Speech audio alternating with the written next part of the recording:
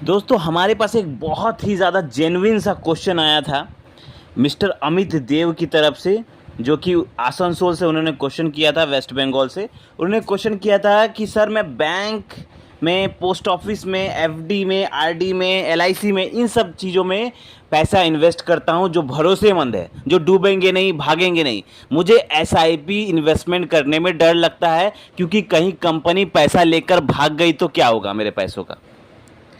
ऐसा बहुत सारे लोगों का सवाल है, जो लोगों के मन में एक डर बैठा रहता है कि अगर हम एसआईपी में पैसा इन्वेस्ट कर रहे हैं, चाहे हम लमसम के माध्यम से इन्वेस्ट कर रहे हैं, म्यूचुअल फंड में इन्वेस्ट कर रहे हैं, चाहे एसआईपी के माध्यम से कर रहे हैं या लमसम के माध्यम से कर रहे हैं, अगर हम इन्वेस्ट कर रहे हैं पैसा, अगर वो पैसा डूब गया, नुकसान में चला गया या कंपनी भाग गई, जिस कंपनी के स्टॉक में या म्यूचुअल फंड में हमने पैसा लगाया है, जिसकी यूनिट हमने खरीदी है, अगर वो कंपनी बर्बाद हो गई तो उनका म्यूचुअल फंड गिर जाएगा, उनका नुकसान हो जाएगा, तो हमारे पैसों का क्या होगा। उनका कहना था कि मैं ऐसे भरोसेमंद जगह पर इन्वेस्ट करता हूं, जैसे बैंक हो गया, बैंक में मैंने फिक्स डिपॉजिट कर दिया, रिकरिंग डिपॉजिट आरडी कर दिया, मैं एलआईसी में मैंने इन्वेस्ट कर दिया, पोस्ट ऑफिस के स्कीम में मैंने इन्वेस्ट कर दिया जो सरकारी है, जो मान्यता प्राप्त है, तो उसमें पैसा इन्वेस्ट करेंगे तो मेरा पैसा का कुछ नहीं होगा, भले मुझे कम रिटर्न मिलेगा लेकिन मैं नुकसान नहीं सहूंगा, मेरे पैसों को कोई डर नहीं होगा। ऐसा उन्होंने क्वेश्चन किया था। तो आज हम बताना चाहते हैं कि क्या ये सोच सही है। क्या bank, post office, FD, RD, LIC, क्या सिर्फ ये सब इन्वेस्टमेंट करना सही है? क्या एसआईपी और लमसम में इन्वेस्टमेंट करना क्या रिस्की है? तो मैं यहाँ पे आपको पूरा प्रॉपर एनालिसिस करके बताऊंगा कि आखिर दोनों में कितना रिस्क है। ये आप जिन्होंने कहा कि एफडी, आरडी, बैंक, एलआईसी, इसमें कितना रिस्क है, और हम लोग जो एसआईपी में इन्वेस्टमेंट करते हैं, म्यूचुअल फंड में इन्वेस्टमेंट करते हैं, उसमें कितना रिस्क है। ठीक है, क्या पैसों का डर है, क्या पैसा डूब सकता है?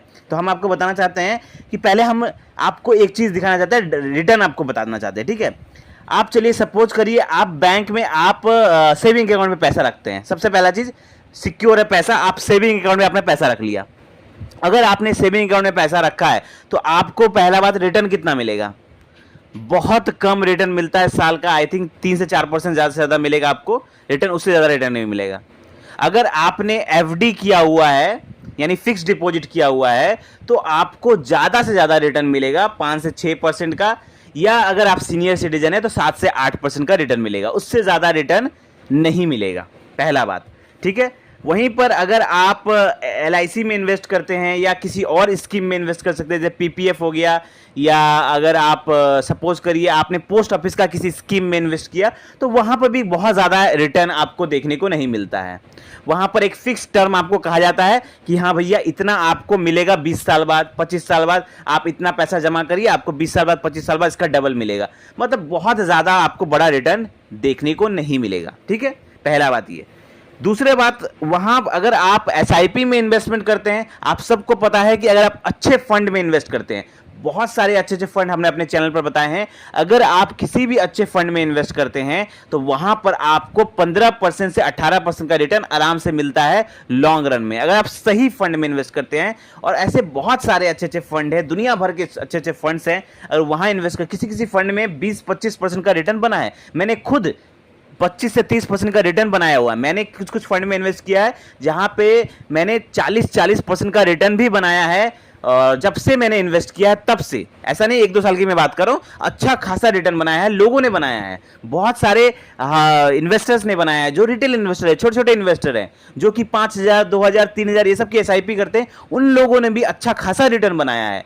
मिनिमम 15% का रिटर्न आराम से बनाया है, अगर कोई थोड़ा सा भी अच्छे फंड में इन्वेस्ट करता है तो। ठीक है, ये हो गया रिटर्न की बात।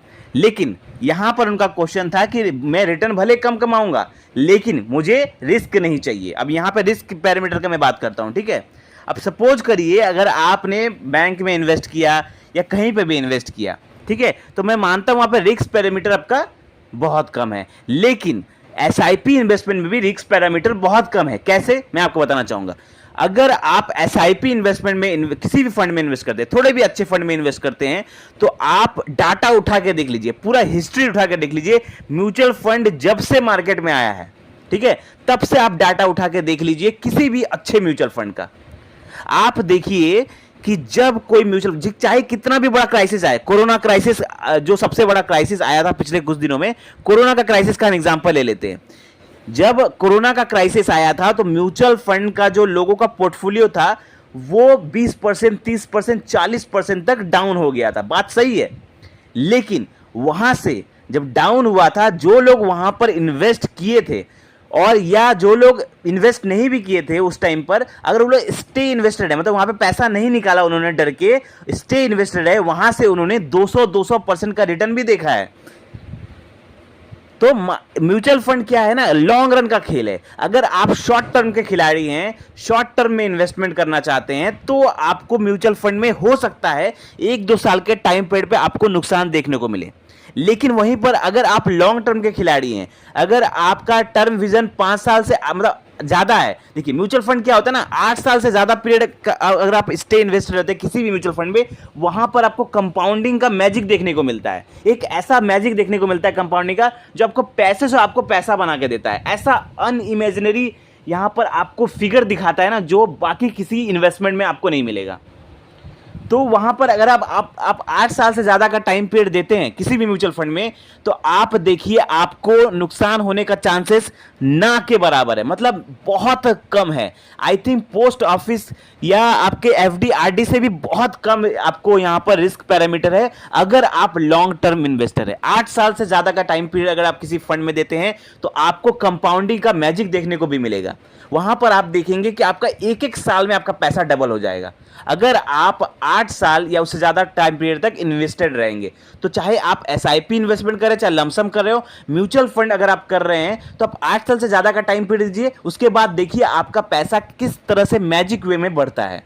वहीं पर अगर आप इन्वेस्टमेंट करते हैं एफडी आरडी एलआईसी, ये सब में, ये सब एक तरह से ये भी इन्वेस्टमेंट है, सेविंग के लिए सही है, लेकिन पैसा बनाने के लिए सही नहीं है। अगर आप पैसा सेव करना चाहते हैं ना, तो ये सब सही तरीका है। एफडी हो गया, आरडी हो गया, बैंक में आप सेविंग अकाउंट में आप पैसा रख रहे हैं, एलआईसी में आप पैसा रख रहे हैं, तो ये सब जो चीज़ें ना, ये मैं गलत नहीं कह रहा, ये अगर आप सेव रखना चाहते हैं, पैसा को बचा के रखना चाहते हैं, तो उसके लिए सही है। लेकिन अगर आप पैसा बनाना चाहते हैं ना, अपने पैसे से पैसा बनाना चाहते हैं, तो वहां पर आपका पैसे से पैसा नहीं बनेगा।